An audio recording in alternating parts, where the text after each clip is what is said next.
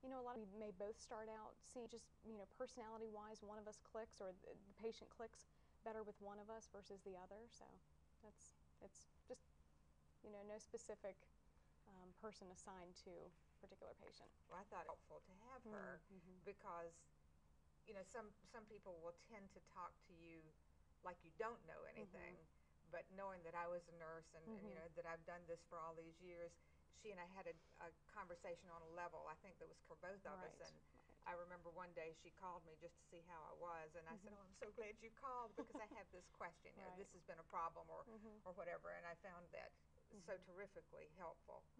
How important do you think it is for breast cancer and any kind of cancer patient, but since we're talking about breast cancer, to have a positive attitude? That really takes you a lot further. Even though you may have a poor prognosis outcome, I see women even with positive attitudes doing very well. And I think a lot of it has to do with, you know, going in there with the attitude of I'm not going to let this get me down, and I'm going to fight this no matter what. I see women doing a lot better physically, emotionally, mentally than with a negative attitude. Right.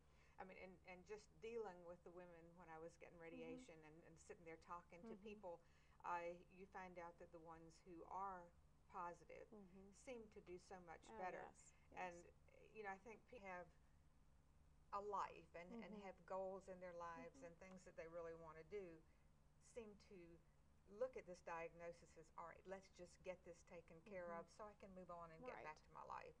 And Kara had a husband earlier about how I got into doing this television show. And I told her, and I had told him previously, when you have a diagnosis like this, it sort of brings you face to face with your own mortality. And then you think, all those things I said, I'll do that next year, or I'll do that 5 years from now, or, you know, this is something that I might want to do. You start looking at it and saying, you know, I really want to do this. Let's do it now. So that's kind of how I got into this. But in my OR experience, and I worked in the OR for 38 years, men with breast cancer, I've found that they're not only frightened, but some of them are embarrassed because they think that breast cancer is a disease.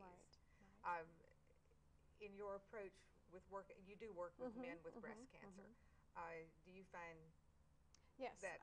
I find that to be very true. We typically have 1 to 2 male patients that we deal with each year. A lot of what we do as navigators is with the family. You know, a lot of times, you know, working with the spouses or the partners or the family, you know, and just offering emotional support to them is a huge aspect of that. And we try to be as sensitive as possible to the needs of our male patients, and not, you know, pushing ourselves on them too much, or, you know, that they know that we're there and they know that, you know, we're available if they have questions or concerns.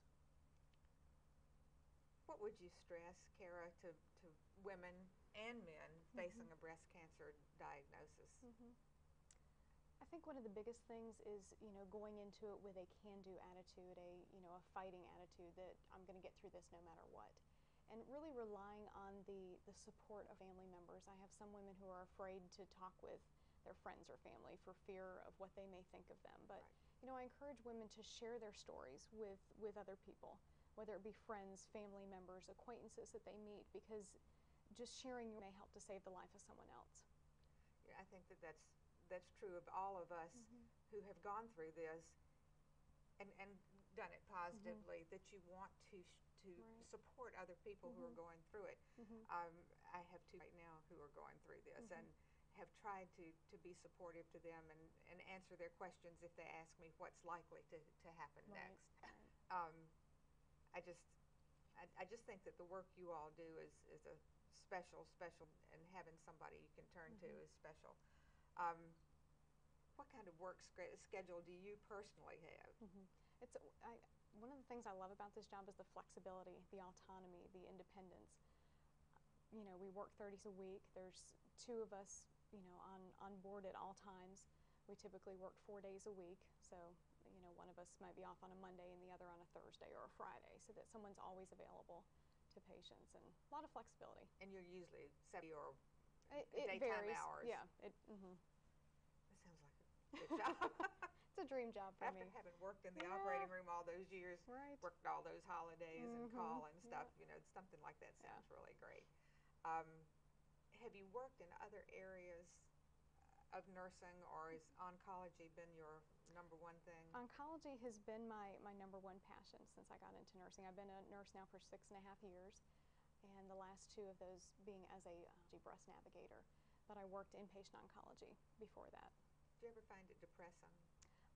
I did at times when I worked inpatient oncology, but one of the things I love about this job is, most of my patients have surgery, go on and have treatment, and to live very fulfilling lives, and it's encouraging to me as a healthcare provider I'm to sure. see that. It's very, very exciting. Are your attempts at assisting patients ever not appreciated by the patients? I'm sure that you're bound to run into Yeah, we have a couple patients that just, either they have a very good knowledge base of their disease, or, maybe are a healthcare provider themselves.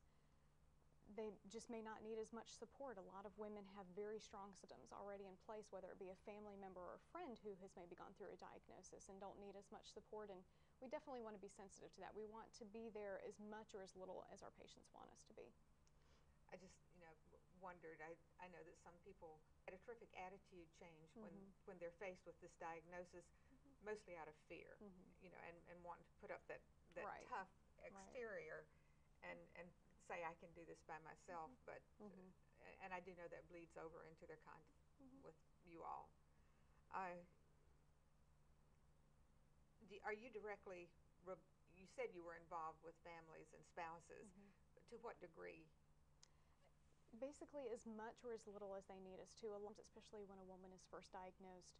She, maybe sometimes isn't thinking clearly, doesn't know what questions to ask, is very overwhelmed. So a lot of times a partner or a spouse will kind of, step into the picture there, and, with that woman, we will share as much of their medical information as they want us to with a partner.